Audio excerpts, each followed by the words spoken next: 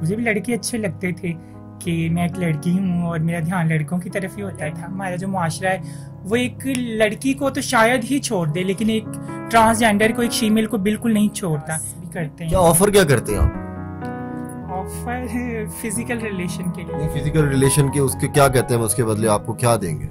Definitely उसके बदले, कहने में तो सब हर कोई कहता है आपको डिफेंस में बंगला ले देंगे, आपको जोहर टाउन में घर ले देंगे, आपको डायमंड की रिंग मिल जाएगी। 3 लोग हैं, आसिफ जरदारी, इमरान खान और नवाज शरीफ। अगर इनमें से किसी के साथ आपको कमरे में दाखिल होकर ताला लगाकर चाबी घुमाने का मौका मिले तो आप किसके साथ चाबी घुमाएंगे? आसिफ जरदारी। उसकी क्या वजह है? उसके पास बहुत पैसा है। एक दफा मुझे लाहौर छोड़ के जाना पड़ा था कुछ साल पहले। वो मुझे नहीं आज तक भूलता, ना ही मैं कभी ज़िंदगी में भूलूंगी। जब भी मुझे याद आता है तो मेरे रोंगटे खड़े हो जाते हैं और मैं फिर से दोबारा कुछ साल पीछे चले जाती हूँ। क्यों डराया था उसने? क्या कहता था वो आप? वो मुझे कहता था मैंने अपने आप को मार लेना है ना, अच्छा। और तुम्हें मार देना। तो मैं ना डरती थी, फिर मैं इस चीज़ से डरती थी कि अगर इसको कुछ हो गया तो सारा इल्ज़ाम मेरे पे आएगा। क्योंकि जब से इनकी गवर्नमेंट आई है इतने ख्वाजा सरा मुझे मतलब मुझे कहना तो नहीं चाहिए, लेकिन इतने कत्ल हो चुके हैं कि अब सब लोग डर गए। अस्सलाम वालेकुम नाज़रीन, आप देख रहे हैं MYK न्यूज़ और मैं हूं आपका होस्ट राव नौशाद। नाज़रीन, MYK न्यूज़ आज लेकर आया एक नई कहानी जो कि MYK न्यूज़ का वतीरा रहा है कि आपके सामने नए नए टॉपिक्स लेके आते हैं, नई नई हस्तियों से मिलवाते हैं। आज हम मौजूद है लाहौर की मशहूर स्टेज डांसर और अदाकारा सोफिया भट्ट के पास। उनसे हम जानेंगे कि उनकी ज़िंदगी का आगाज़ कैसे हुआ, वो कैसे जो है लाहौर आए, उन्होंने स्टेज पे जब ये परफॉर्म किया तो उनका कैसे तजुर्बे रहे, लोगों से उनको क्या मसाइल का सामना करना पड़ता है। आइए उनकी जानिब चलते हैं। अच्छा सोफिया भट्ट, ये बताएं कि लोग आपको शीमेल भी कहते हैं, ट्रांसजेंडर भी कहते हैं, कोई खुसरा कहता है, कोई हिजड़ा कहता है, मुख्तलिफ अलकाबात से लोग आपको पुकारते हैं। मुझे ये बताएं सोफिया, हम आपकी इब्तदाई ज़िंदगी से शुरू करेंगे कि बचपन में जो है आपको कब एहसास हुआ कि आपके अंदर जो है इस तरह के एहसासात पाए जाते हैं? देखिए, मैं हूँ या कोई भी बच्चा है, ठीक है, जब उसे थोड़ी सी होश आने लगती है ना, उसके दिमाग में सोच समझ की, सोचने समझने की सलाहियत आनी शुरू हो जाती है ना, तब उस हर बच्चे को जो इस तरह का है या जिसका जेंडर ये है, उसको एहसास होना शुरू हो जाता है कि वो दूसरों से डिफरेंट है। ठीक है, मतलब वो एक मतलब प्रॉपर लड़का नहीं है या लड़की नहीं है। तब उसको ये चीज़ें फील होना शुरू, एहसास होना शुरू हो जाता है कि वो बाकी लोगों से, बाकी मतलब कि मर्द है या औरत है उनसे अलग है। अच्छा सोफिया, ये बताइएगा कि जब आपको ये एहसास हो गया कि मतलब आपके अंदर कोई ना कोई इस तरह का है कि ना आप लड़की है और ना लड़का है, तो आप मतलब क्या उस वक्त एक्ट करते थे? मतलब क्या आप वो ऐसी क्या तरगीबात थी आपकी को आपको एहसास हो रहा था कि मतलब ये मामला हो गया आपके साथ? कुछ भी नहीं, ऐसे ही सोच तो एक ही होती है। ठीक है, आपका जिस्म कुछ भी कहे लेकिन सोच आपकी यही होती है लड़कियों की तरह। आप वही एक्ट करते हो, आप वही रिएक्ट करते हो, आप सोचते वही हो, आप समझते वही हो। आपको कुछ भी फेस करना पड़े, घर वालों का या दुनिया वालों का रवैया, लेकिन आपके माइंड में सोचते उठते जागते एक ही चीज़ चल रही होती है कि आपका जेंडर ये है, आप लड़की हो, आपने यही काम करने, आपने वैसे कपड़े पहने, आपने टॉयज़ वैसे लेने, आपने उनसे खेलना है। या आपकी सोच जो है वो वहाँ तक महदूद हो जाती है कि मैं एक लड़की।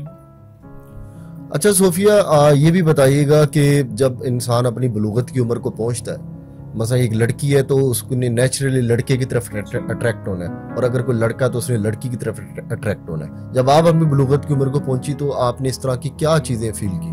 डेफिनेटली मेरे भी दिमाग में यही सोच थी कि मतलब मुझे भी लड़के अच्छे लगते थे कि मैं एक लड़की हूँ और मेरा ध्यान लड़कों की तरफ ही होता था। ऐसा नहीं है कि मतलब कि एक ट्रांसजेंडर हो, एक फीमेल हो तो उसको लड़कियाँ अच्छी लगेंगी। उसको डेफिनेटली उसकी सोच वही होती है उसके दिमाग में। तो एक औरत होती है ना, उसको भी लड़के ही अच्छे लगते हैं, उसका ध्यान भी लड़कों की तरफ होता है। अच्छा सोफिया, बताएं जब आपका जो ध्यान था पहली बार किसकी तरफ गया था? कोई करियाने वाली की तरफ गया था, कोई मोहल्ले में, या कोई टांगे वाली की तरफ? किसकी तरफ गया था? या किसी फुटबॉलर की तरफ? क्रिकेटर की तरफ। तो वो कौन सा क्रिकेटर था? नाम नहीं लूंगी, सारी दुनिया जानती है। मैं ये आपसे जानना चाह रहा हूँ कि जब आपने पढ़ाई जो है, पढ़ाई के लिए आप कौन से स्कूल में गए थे, कौन सी क्लास तक पढ़े, तालीम के अंदर क्या मामलात रहे, जो स्टूडेंट्स आपके साथ होते हैं उनका रवैया आपके साथ कैसा होता था? स्टूडेंट्स का रवैया बहुत अच्छा है, क्योंकि आप आज से कुछ साल पीछे चले जाएं तो आपको पता है ऑलमोस्ट सभी लोग अच्छे थे। ठीक है, और बच्चे आपस में ठीक ही रहते हैं, छोटी मोटी नोकझोंक तो होती ही रहती है। और मैं बहुत इंटेलिजेंट थी स्टडी में, ठीक है, और ग्रेजुएशन मेरी कंप्लीट नहीं हुई लेकिन स्टडी में बहुत अच्छी, स्कूलिंग भी बहुत अच्छी थी, कॉलेज भी बहुत अच्छा था। यूनिवर्सिटी में थोड़ी सी प्रॉब्लम हुई थी जाके, लेकिन फिर वो मैंने स्किप कर दी, जिसकी वजह से मेरी स्टडी अनकम्प्लीट रह गई। अच्छा सोफिया, ये बताएं कि जब आपने स्टडी आप कंप्लीट नहीं कर सकी, उसके बाद आपने क्या फैसला किया कि आपको आगे क्या करना है? फैसला कुछ नहीं, मैं थोड़ी डबल माइंडेड हो गई थी, परेशान रहती थी कि क्या करूँगी, स्टडी नहीं कर सकती। जॉब की 2-3 दफ़ा ट्राई की मतलब की, लेकिन आपको पता है हमारा जो माहौल है, हमारा जो मुआशरा है, वो एक लड़की को तो शायद ही छोड़ दे, लेकिन एक ट्रांसजेंडर को, एक फीमेल को बिल्कुल नहीं छोड़ता। तो मैंने जहाँ भी एक मेरा माइंड होता था कि मैं ऐसी जॉब करूँ, मैं कोई रिसेप्शनिस्ट बनूँ या कुछ ऐसी इस तरह की जो आरामदेह हो, मतलब चेयर पे बैठने वाली। लेकिन जब भी मैंने 3 दफ़ा की ना, वहाँ पे मुझे मतलब कुछ हरासमेंट कि इस तरह की चीज़ें मिली, तो फिर मैंने छोड़ दी। तीनों जॉब्स मैंने 1 वीक के अंदर छोड़ दी थी। मैं ये सब चीज़ें शुरू से ही पसंद नहीं करती थी, तो इस वजह से मैंने ना फिर छोड़ दी। अच्छा सोफिया, जब आपने नौकरी छोड़ दी थी लोगों के रवैयों से तंग आके, तो फिर आपने लाहौर में मुंतकिल होने का, अपना शिफ्ट करने का इरादा कब किया?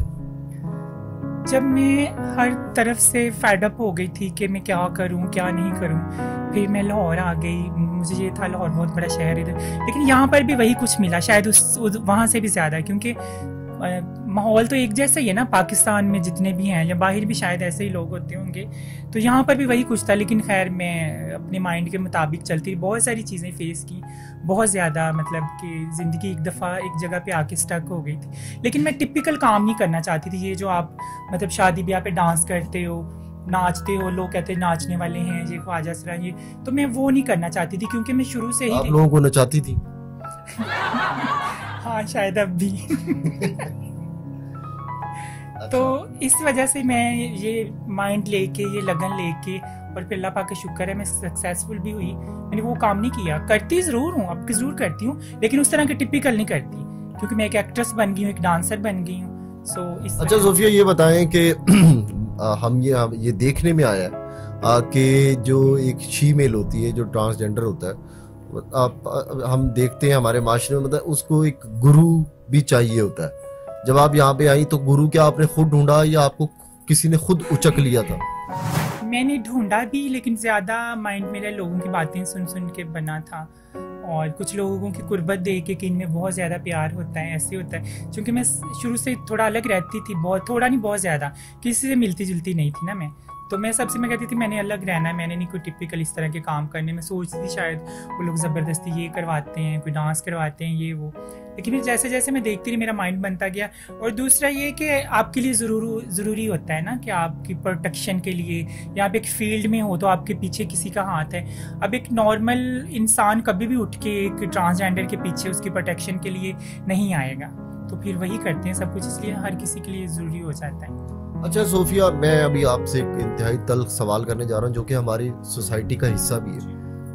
क्या कभी लोगों ने आपको अप्रोच किया कि आप उनके साथ फिजिकल हो या जिस्मानी ताल्लुकात जो है वो रखें? हाँ, बहुत दफ़ा किया है। इवन कि जब आपने अभी जो बात की थी हमारे गुरु की, तो मेरा ध्यान तब हुआ था उधर, क्योंकि जब मैंने देखा था कि शायद मैं ये सारी चीज़ें खुद से हैंडल नहीं कर सकती ना। बहुत दफ़ा किया, मैनी टाइम, लेकिन उससे ज़्यादा बाद में किया, जब मैं एक मतलब शोबिज़ में आ गई तब किया। जब मैं मॉडलिंग करती थी तब तो हैंडल कर लेती थी, लेकिन जब मैं स्टेज पे आ गई ना तब बहुत ज़्यादा किया। इवन कि एक दफ़ा मैं एक एरिया में शिफ्ट हुई जौहर टाउन के, तो वहाँ मेरे लिए उन्होंने 3 दिन रहना मुश्किल कर दिया था, इस तरह अप्रोच करके। बहुत ही लाहौर के माने जाने से कुछ लोग हैं, तो फिर मैं 3 दिन बाद वो एरिया छोड़ के वापस यहाँ आ गई थी। अप्रोच तो बहुत सारे लोग करते हैं, हरास भी करते हैं। क्या ऑफर क्या करते हैं आप? ऑफर फिजिकल रिलेशन के लिए। नहीं, फिजिकल रिलेशन के उसके क्या कहते हैं, उसके बदले आपको क्या देंगे? डेफिनेटली उसके बदले, कहने में तो सब हर कोई कहता है आपको डिफेंस में बंगला ले देंगे, आपको जौहर टाउन में घर ले देंगे, आपको डायमंड की रिंग मिल जाएगी, लेकिन ये तो बात की बात होती है। लेकिन मैं खैर कभी किसी की बातों में नहीं आई, ना कभी किसी को आजमाया। कहने वाले तो बहुत कुछ कहते हैं। अच्छा सोफिया, ये बताएं कि ये तो हो गई ये जुड़ी हुई बातें, इस जो यहाँ पे हमारे पाकिस्तान में शीमेल्स को जो सामना करना पड़ता है। सोफिया, आजकल ये बताइएगा, आजकल क्या कर रही हैं आप? आजकल मैं ड्रामों में काम कर रही हूँ, बड़ी मुश्किल से लॉकडाउन खुला है और ड्रामे ही कर रही हूँ आजकल। अच्छा सोफिया, ये बताएं कि जो जिन स्टेज ड्रामों पे, जिन जगह पे आप परफॉर्मेंस दे रही हैं, वहाँ पे ये बताइएगा साथी अदाकारें हैं जो सीनियर आर्टिस्ट हैं, उनका रवैया कैसा होता है जब आप पहली बार गई या जब वहाँ पे दाखिल हुई इस फील्ड में, कैसा रवैया पाया? लेकिन कुछ लोग तो, कुछ जो सीनियर्स हैं वो तो बहुत अच्छी होती थी, कोऑपरेटिव भी होती थी, लेकिन मोस्टली जो होता है बहुत ही प्रॉब्लम का सामना करना पड़ता है, बर्दाश्त नहीं करती। जैसे बड़ी बड़ी सीनियर एक्ट्रेस हैं हमारी जिन्होंने मेरे लिए बड़ी प्रॉब्लम्स क्रिएट की मुझे इस फील्ड से हटाने की, कि जो ड्रामों में काम ना करे, ये परफॉर्म ना करें, ये उनके साथ मेरे साथ लड़ाइयाँ भी की, बदतमीज़ियाँ भी की, प्रोड्यूसर डायरेक्टर से कहा इसको कट करो, इसको कास्ट मत करो।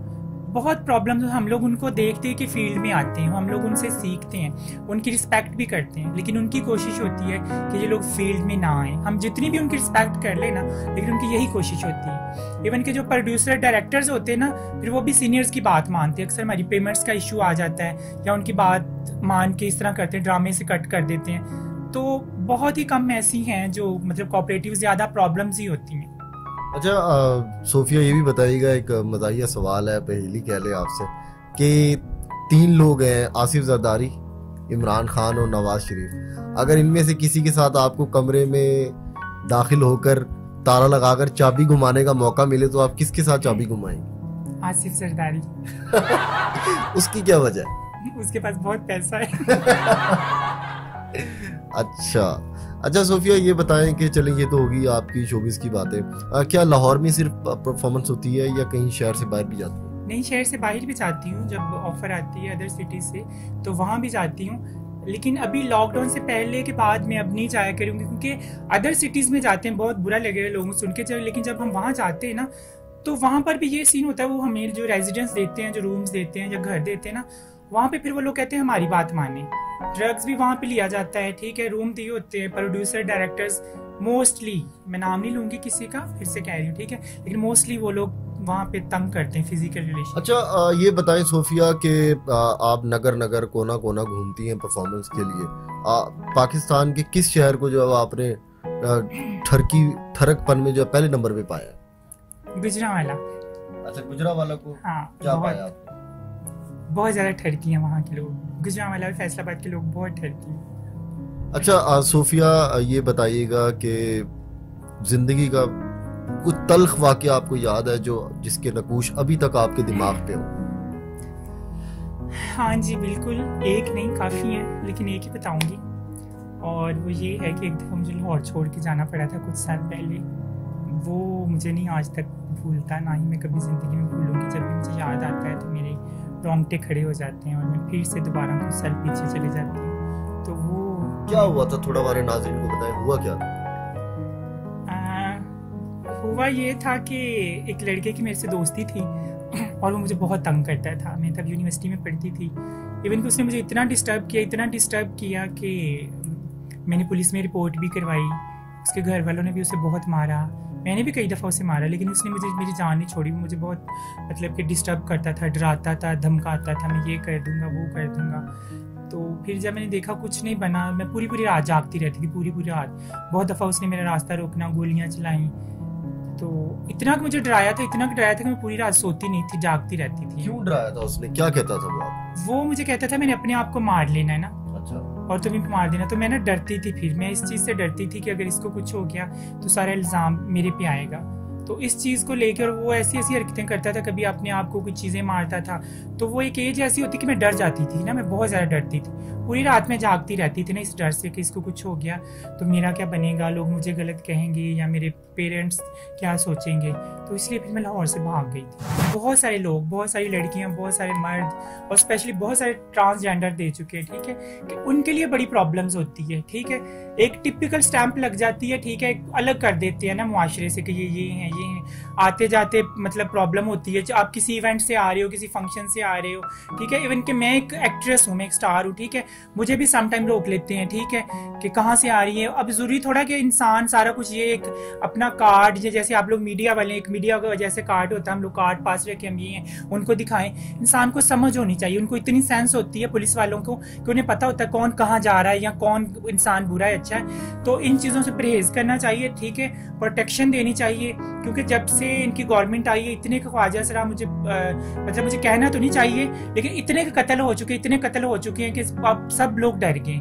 इवन कि हम लोग बाहर जाते हैं तो बहुत ज़्यादा इनसिक्योर फील करते हैं कि जब हमने अपने ही घर जाना होता है या आना होता है, हम लोग देखते हैं रास्ते में कोई गुंडा ना आ जाए, रास्ते में कोई पुलिस वाला ने रोक ले, वो अजीब किस्म के सवाल करते हैं जिनका जवाब देना मुश्किल हो जाता है। ठीक है, तलाशी इस तरह से लेते हैं कि मेरे ख्याल में कोई इंसान जानवर की भी नहीं लेता, तो एटलीस्ट उनको इतनी सी थोड़ा सा ख्याल करना चाहिए कि ये लोग भी इंसान हैं।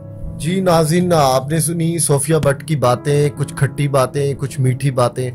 हुकूमत वक्त को भी चाहिए कि जो ख्वाजा सिरा है उनके जो तहफ़्फ़ुज़ात हैं उनको सुना जाए, उनको एड्रेस किया जाए, और जो कानून नाफिज करने वाले इदारे हैं, जो पुलिस है, उनको भी चाहिए कि इनके साथ जो रवैया है, नारवा सलूक इनसे ना रखा जाए। अब तक के लिए MYK न्यूज़ से राव नौशाद को इजाज़त दीजिए। अल्लाह ने के बाद।